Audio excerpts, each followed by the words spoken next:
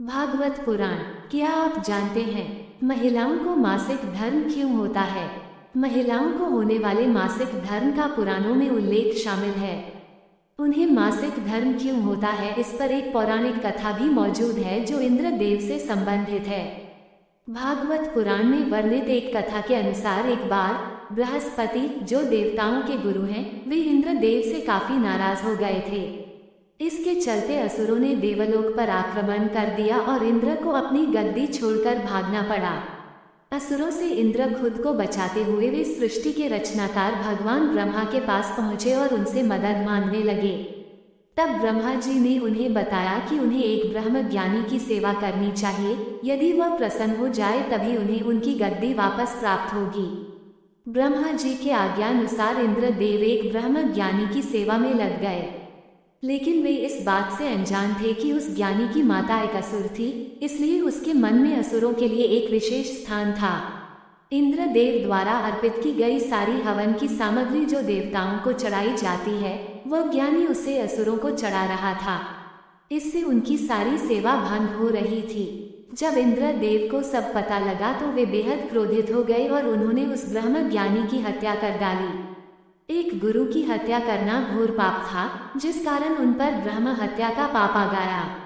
ये पाप एक भयानक राक्षस के रूप में इंद्र का पीछा करने लगा।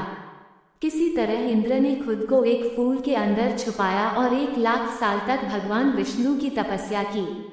तपस्या से प्रसन्न होकर भगवान विष्णु ने इंद्रदेव को बचा तो लिया, लेकिन उनके ऊपर लगे पाप की मुक्ति के लिए एक सुझाव दिया। इसके लिए इंद्र आपको पेड़, जल, भूमि और स्त्री को अपने पाप का थोड़ा थोड़ा अंश देना होगा। इंद्र के आग्रह पर सब राजी तो हो गए, लेकिन उन्होंने बदले में इंद्रदेव से उन्हें एक वरदान देने को कहा। सबसे पहले पेड़ ने उस पाप का 1/4 हिस्सा ले लिया, जिसके बदले में इंद्र ने उसे एक वरदान दिया। वरदान के अनुसार पेड़ चाहे तो स्वयं ही अपने आप को जीवित कर सकता है। इसके बाद जल को पाप का हिस्सा देने पर इंद्रदेव ने उसे अन्य वस्तुओं को पवित्र करने की शक्ति प्रदान की। यही कारण है कि हिंदू धर्म में आज भी जल को पवित्र मानते हुए पूजा पाठ में इस्तेमाल किया जाता है। तीसरा पाप इंद्रदेव ने भूमि को दिया। इसके वरदान स्वरूप उन्होंने भूमि से कहा कि उस पर आई कोई भी चोट हमेशा भर जाएगी। इसलिए पृथ्वी पर कोई भी किसी भी तरह के गड्ढे या फिर और किसी भी तरह का नुकसान मिट्टी को होने से वह स्वयं ही भर जाता है। अब आखिरी बारी स्त्री की थी। इस कथा के अनुसार स्त्री को पाप का हिस्सा देने के फलस्वरूप उन्हें हर महीने मासिक धर्म होने का वरदान मिला है।